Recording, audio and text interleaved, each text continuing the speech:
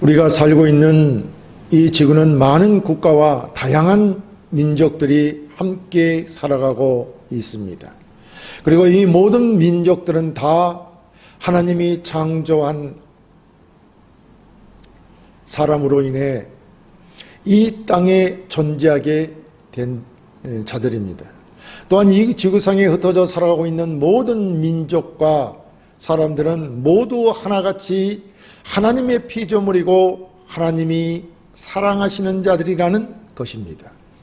그들이 하나님을 알고 믿든 모르고 믿지 않든 다 하나님이 창조한 자들인 것입니다. 이렇게 많은 민족과 다양한 문화 가운데 사람들은 살아가고 있는 것입니다.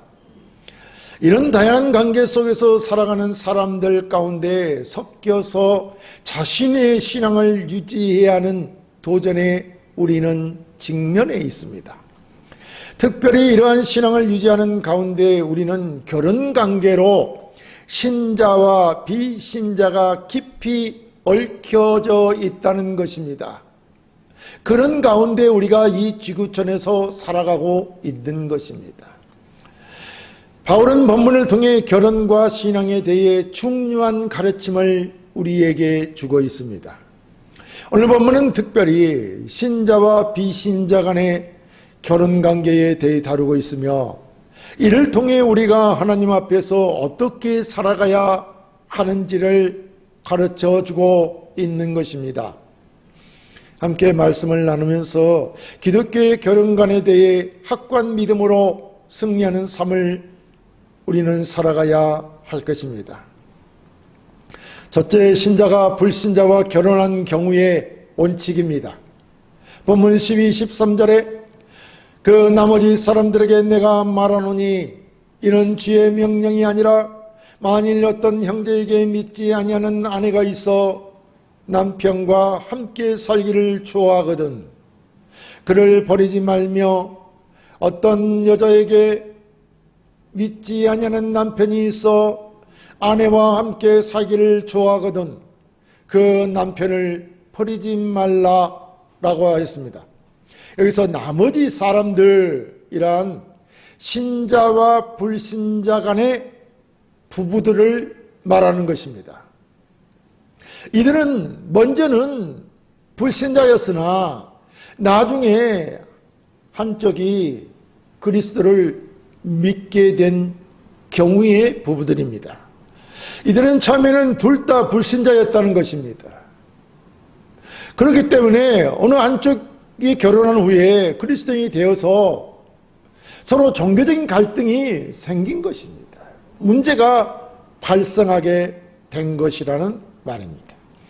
그러니까 신자가 불신자와 결혼했다고 보기보다는 신자와 불신자 간의 결혼이라기보다는 결혼 생활 중에 신자와 불신자의 관계가 지속되다 보니 그로 인한 문제로 신앙 문제로 갈등이 있을 때 이를 이혼을 해야 하는가 하는 문제를 다루고 있는 것입니다. 오늘날 이 사회에서는 여러 가지 사유로 이혼이 일어나고 있으나 이렇게 신자와 불신자 간의 이혼 문제가 그렇게 많아 보이지는 않습니다. 왜냐하면 요즘에는 신자와 불신자의 관계보다는 그냥 성격적인 차이로 여러 가지 사회적인 문제로 인해서 또 개인적인 문제로 인해서 이혼을 많이 하고 있기 때문입니다. 그리고 예수님께서도 이런 신자와 불신자 간의 신앙적 갈등 문제로 말씀하신 교훈은 특별히 없습니다. 왜냐하면 이런 상황 변화로 인하여 새롭게 생긴 문제이기 때문입니다. 오늘날 현대에 살아가는 현대에 발생하는 문제들이기 때문이라는 것입니다. 그래서 바울은 사도로서의 권위에 근거하여 확신 있게 말하고 있는 것입니다. 불신자인 남편이나 아내가 결혼 생활을 원하는 경우에는 신자인 남편이나 아내는 어떤 이유에서든지 이혼을 요구해서는 안 된다는 것입니다.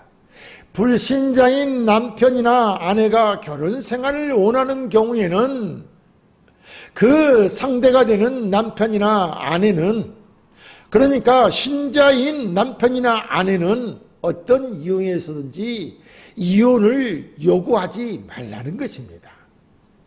이것은 불신자인 배우자가 신앙생활에 어긋나는 일을 했다는 것을 이유로 들어 마치 자신이 신앙에 열심히 있는 자인 것처럼 내세우기 위해 당시 헤어지려는 자가 있었기 때문일 것입니다. 그러니까 남자든 여자든 신앙을 이유로 배우자를 버리는 것이 바람직하지 않다는 것을 말하고 있다 할 것입니다. 권태기가 오면 인간은 남자든지 여자든지 항상 배신하려는 마음을 갖게 됩니다. 그때 우리는 믿음으로 이를 극복하여야 한다는 것입니다. 그래서 믿지 않는 배우자와 헤어지려고 할 것이 아니라 그리스도의 십자가에 대한 희생적인 참 사랑을 보여주고 그 사랑을 실천한다면 언젠가는 불신자인 배우자도 그리스도인이 될 수 있을 것입니다. 그래서 14절에 믿지 아니하는 남편이 아내로 말미암아 거룩하게 되고 믿지 아니하는 아내가 남편으로 말미암아 거룩하게 되나니 그렇지 아니하면 너희 자녀도 깨끗하지 못하니라. 그러나 이제 거룩하니라 라고 했던 것입니다. 우리는 결혼관계 속에서 신자의 존재가 배우자에게 신앙적 영향을 미칠 수 있음을 알아야 하는 것입니다. 바울은 본문에서 이런 경우의 이혼에 대하여 분명히 주 예수님의 직접적인 가르침이 없는 경우에 우리가 어떻게 해야 하느냐 할 때에 사도로서 권위를 가지고 가르침을 제시하고 있는 것입니다. 당시 고린도 교회에는 개종 후 한쪽 곧 배우자가 여전히 불신자인 경우가 많았습니다. 이런 상황에서 신자는 어떻게 해야 하는가에 대한 문제인 것입니다. 그때 바울은 불신자인 배우자가 함께 살기를 원한다면 이혼하지 말라는 것입니다. 왜냐하면 신앙을 이유로 배우자를 버리는 것이 바람직하지 않기 때문이고 또 믿지 아니하는 배우자가 믿는 자의 배우자로 말미암아 거룩하게 될 수 있기 때문인 것입니다. 이렇게 믿는 신자의 존재는 결혼관계 속에서 배우자에게 신앙적 영향을 미칠 수 있다는 것입니다. 창세기의 노아와 그의 가족은 믿음의 한 사람으로 인해 구원을 받았다는 것을 우리는 잘 알고 있습니다. 노아의 한 사람으로 인하여 그의 모든 가족이 구원을 받았다는 것입니다. 나의 믿음의 존재가 가정의 영적인 축복을 가져올 수 있다는 말인 것입니다. 오늘날에도 많은 신자들이 믿지 않는 배우자와 결혼한 상황에 놓여 있습니다. 바울을 가르치면 배우자를 쉽게 버리는 것이 아니라 믿음으로 끝까지 사랑하고 가정을 지켜야 함을 강조하고 있는 것입니다. 신자의 삶을 통해 배우자가 하나님을 알게 되는 기회가 될 수 있기 때문일 것입니다. 둘째, 신앙 때문에 이혼한 것이 옳은가 하는 것입니다. 본문 15, 16절에 혹 믿지 아니하는 자가 갈리거든 갈리게 하라. 형제나 자매나 이런 일에 구애될 것이 없느니라. 그러나 하나님은 합형 중에서 너희를 부르셨느니라. 아내된 자여 네가 남편을 고난하는지 어찌할 수 있으며 남편된 자여 네가 네 아내를 고난하는지 어찌알 수 있으리요 라고 하였습니다. 여기서 이런 일이 난 믿지 않는 자가 헤어지자고 할 때 곧 이혼하자고 하면 어떻게 해야 하느냐 하는 것입니다. 그때는 본문에서처럼 이혼에 구애될 것이 없다는 것입니다. 그러니까 바울은 부부 사이에 둘 다 믿음을 가진 배우자이거나 어느 한쪽이 믿지 않는 배우자인 경우든지 결코 자발적으로 이혼해서는 안 된다고 하였습니다. 그런데 믿지 않는 남편이 헤어지기를 원하면 그때는 어떻게 해야 하느냐 하면 헤어지라는 것입니다. 그것이 바로 헤어지는 일, 곧 이혼에 구애될 것이 없다는 것입니다. 바울은 예수를 믿는 신자가 아닌 배우자가 신앙을 이유로 살기를 원치 않을 경우 억지로 관계를 유지하지 말고 헤어지라는 말입니다. 믿지 않는 자가 헤어지자고 하면 왜 헤어져야 하느냐 하면 그 이유는 형제나 자매가 노예처럼 얽매이지 않도록 하기 위함인 것입니다. 이 말씀을 분명히 우리는 알아야 됩니다. 성경은 이혼하지 말라는 것이 원칙이지만 이렇게 형제나 자매가 노예처럼 믿지 않는 자에게 얽매여서는 안 된다는 것입니다. 그때는 헤어지라는 것입니다. 여기서 얽매인다는 말은 노예가 된다는 뜻입니다. 그러니까 신앙을 가진 자가 믿지 않는 자의 노예가 되어야 되겠습니까? 그러면 안 된다는 것이죠. 결혼은 그리스도인 부부로 하여금 노예 상태로 만드는 것이 아니라는 것입니다. 부부관계가 예수님께서 말씀하신 대로 참 사랑 안에서 섬기는 자세로 맺어진다면 서로 헤어지는 일은 결코 일어나지 않을 것입니다. 만일 믿는 남편이나 아내가 자신이 해야 할 의무를 다했음에도 불구하고 믿지 않는 배우자와 헤어지는 일이 생기게 되었을 때에는 서로에 대해 자유로운 입장에 서게 된다는 것입니다. 그렇기 때문에 어떤 경우에는 헤어져도 된다는 것입니다. 하지만 성경은 헤어졌어도 가능한 혼자 살아야 하며 다시 합치라고 했다는 것을 우리는 잊지 말아야 합니다. 그러나 본문은 가능한 헤어지지 말라고 말합니다. 바울은 이어서 말씀하시기를 하나님께서 우리를 평화롭게 살도록 부르셨음을 잊지 말라고 말씀하고 있습니다. 그렇다면 이 말씀은 무엇이겠습니까? 그것은 가능한 한 헤어지지 말라는 것입니다. 바울은 헤어지는 것보다 결혼 생활을 계속하면서 평화를 위해 노력하라는 것입니다. 그러니까 이혼을 하라는 것이 아니라 가능한 평화를 유지하는 것이 중요하다는 것입니다. 우리는 사실 예수 그리스도를 믿고 섬긴다는 이유로 배우자에게 소홀히 하지 않았는지 살펴보아야 합니다. 이런 이유로 헤어지자고 하는 경우도 많기 때문입니다. 그런 경우에는 그 소홀함을 거두고 평화 유지를 위해 노력해야 할 것이며 하나님의 부르심을 깊이 통찰을 하여야 할 것입니다. 그래서 이혼 의사를 거두도록 하여야 한다는 것입니다. 왜냐하면 그 이유가 16절에 있는데 아내된 자여 네가 남편을 구원하는지 어찌할 수 있으며 남편된 자여 네가 네 아내를 구원하는지 어찌 알 수 있으리요 라는 말씀입니다. 이는 배우자의 구원을 확신할 수는 없지만 그가 주를 믿게 될지 알 수 없는 일이며 또 믿음으로 인해 가정에 좋은 영향을 미칠 수 있다는 것입니다. 우리는 어떤 경우에든지 인내하고 노력하여야 합니다. 구약에서 아브람과 롯의 관계를 보면 믿음의 사람이었던 아브람은 롯을 위해 기도하며 중보했던 것을 볼 수 있습니다. 남이었던 관계에서도 이리 한 것입니다. 이러한 인내와 노력이 우리에게 가정에서 부부간에 필요하지 않겠습니까? 오늘날에도 신앙을 이유로 배우자가 신앙인을 떠나는 경우가 많습니다.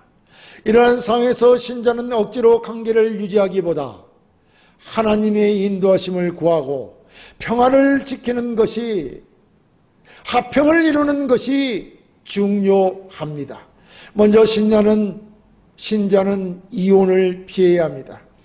그러기 위해서 자신이 신앙이라는 이유로 배우자를 소홀히 하지 않았는가 살피고 배우자를 위해 끊임없이 기도하며 믿음의 본을 보이는 것이 중요하다 할 것입니다. 셋째, 하나님께서 부르신 3의 자리에 충성하라입니다. 본문 17절에 오직 주께서 각 사람에게 나누어 주신 대로 하나님이 각 사람을 부르신 그대로 행하라. 내가 모든 교회에서 이와 같이 명하노라 라고 하였습니다. 우리는 이 세상을 살아가면서 여러 상황들을 만나게 되며 이러한 가운데 불신 세상을 살다가 주 예수 그리스도를 만나 구원을 얻고 하나님의 자녀로서 삶을 살아가게 됩니다. 이때 우리의 삶 속에서 필연적으로 발생하는 신자와 불신자의 관계 속에서 벌어지는 일들로 문제가 발생하며 결혼 생활에서도 예의 없이 문제가 생기는 것입니다. 이러한 상황에서 우리는 먼저 성도들은 신앙 어떻게 살아가야 하는지를 알아야 합니다. 본문은 성도들의 삶의 궁극적인 목적이 세속적인 삶에서 자신의 지위나 처지를 향상시키는 데 있는 것이 아니라 하나님의 부르심에 합당하게 행하는 데 있다는 말입니다. 그래서 하나님이 각 사람을 부르신 그대로 행하라고 말씀하시는 것입니다. 이는 신앙을 가진 자가 어떠한 상황이든지, 그러니까 결혼뿐만 아니라 삶의 여러 영역에서 하나님의 부르심대로 행해야 한다는 것입니다. 그렇다면 이 말씀은 결혼 상태가 어떠하든 그 자리에서 신자가 또 신자로서 주를 위한 믿음으로 최선을 다해 살아가야 하는 것이 중요하다 할 것입니다. 우리는 각자 여러 환경과 상황에 처해 있으며 그 자리에서 예수를 만나고 믿게 되는 것입니다. 우리가 하나님을 만나 구원을 새 사람이 되어 산다고 하여 우리가 구원을 얻어서 새 피조물로 새 사람으로 하나님의 사람으로 산다고 하여 지금의 환경과 전혀 다른 환경과 처지에 그 처지에 박힌 환경에서 사는 것이 아니라는 말입니다. 우리와 환경과 처지는 믿지 않을 때와 똑같지만 자신의 믿기 전에 옛 생활을 새롭게 하는 것이 신자의 삶인 것입니다. 우리의 환경은 여전히 믿지 않을 때와 똑같지만 이 세상은 불신 세상은 어둠의 세상은 언제나 똑같지만 달라져야 하고 바뀌어야 하는 것은 우리 신자의 삶이라는 것입니다. 우리가 어떤 마음과 어떤 가치관과 어떤 목표를 가지고 살아가느냐에 따라 우리의 삶이 달라지는 것입니다. 그렇기 때문에 우리는 다른 목표와 다른 가치관을 가지고 새로운 삶을 살아야 하는 것입니다. 성도가 자기 발전을 꾀하는 것은 옳은 일이지만 현재의 형편과 처지를 아예 무시하거나 부정하고 더 좋은 직업이나 신분 상승을 기대하는 것은 하나님의 섭리를 무시하는 악한 태도라 할 것입니다. 저희들이 처해 있는 이 현실, 이 상을 무시하고 무리한 새로운 환경과 상황을 원한다면 그것은 하나님의 섭리를 어기는 것이다, 이런 말입니다. 사실 모든 그리스도인들이 지금 자기가 처한 형편에 만족하지 못하고 다른 직업을 찾아 헤맨다면 아마도 교회와 사회는 혼란해질 수밖에 없을 것입니다. 그래서 베드로전서 4장 10절에 각각 은사를 받은 대로 하나님의 여러 가지 은혜를 맡은 선한 청지기 같이 서로 봉사하라 라고 하였던 것입니다. 하나님이 나에게 어떤 직업을 주든지 어떤 일에 우리가 봉사하고 어떤 일에 우리가 처해 있든지 하나님이 우리에게 은혜를 베푸신 그 여러 가지 은혜를 따라서 하나님을 섬겨야 한다는 것입니다. 사이에 어디 처해 있든지 간에 그 환경에서 봉사하고 헌신하는 그리스도인의 삶을 살라는 말씀입니다. 바울도 로마서 12장 3절에 내게 주신 은혜로 말미암아 너희 각 사람에게 말하노니 마땅히 생각할 그 이상의 생각을 품지 말고 오직 하나님께서 각 사람에게 나누어 주신 믿음의 분량대로 지혜롭게 생각하라 라고 하였습니다. 인간은 누구나 지금보다 더 좋은 직업, 더 좋은 신분, 더 나은 결혼 생활을 원합니다. 물론 이러한 소망을 버리는 것이 아닙니다. 하지만 우리가 주를 영접하였다고 해도 그 형편이 금방 바뀌는 것이 아니므로 현재 처한 상황에서 다시 말하면 하나님이 주신 현재의 직업이나 입지와 삶에서 충실하고 감사하며 자기 발전을 위해 열심히 노력해야 하는 것이지, 우리의 삶을 지금 현재 있는 상황을 역전시켜서 반대의 삶, 오로지 모두가 꿈꾸는 그런 현실을 무시하는 삶을 바라고 그런 삶에 뛰어들어서는 안 된다는 말씀입니다. 구약에 나오는 요셉의 경우를 보면 그는 애굽의 노예로 팔려갔습니다. 그렇지만 하나님께서 주신 자리에서 충성하여 큰 일을 이루었습니다. 그는 노예로 팔려가 보디발의 집에서 있으면서도 자신의 일에 충성했다는 것입니다. 또한 그는 감옥에 갇혀서도 그는 하나님을 버리지 않고 그 어려운 환경을 이겨냈던 것입니다. 그래서 결국 하나님이 그를 들어 애굽의 총리로 쓰지 않았습니까? 다니엘은 또한 바벨론의 포로로 끌려갔지만 주어진 환경 속에서 신앙을 지켰다는 것을 우리는 성경에서 확인할 수 있습니다. 오늘날 신자는 직장, 가정, 사회 속에서 하나님이 열어가신 자리에서 충성해야 합니다. 결혼도 마찬가지로 배우자가 신자가 아니라는 이유로 쉽게 포기하는 것이 아니라 그 자리에서 믿음을 지키고 사랑으로 섬겨야 할 것입니다.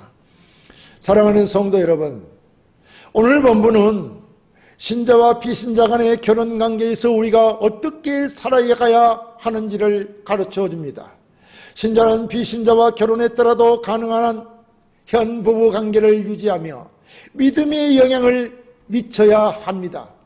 믿음으로 그가 하나님 앞에 돌아오도록, 그가 구원받는 역사가 일어나도록 영향을 미쳐야 한다는 것입니다. 삶의 본을 보이라는 것입니다. 그러나 배우자가 신앙을 이유로 떠나가기를 원한다면 억지로 붙잡을 수는 없지만 가능한 합평을 위해 노력하고 그 합평을 지켜야 할 것입니다. 그리고 우리가 처한 자리에서 하나님께서 우리를 부르신 그 부르심을 위해 충성해야 할 것입니다. 이제 우리는 우리의 삶 속에서 하나님께서 주신 가정을 소중히 여기며 믿음으로 배우자를 섬기고 기도하는 신앙인이 되기를 주의 이름으로 축원합니다.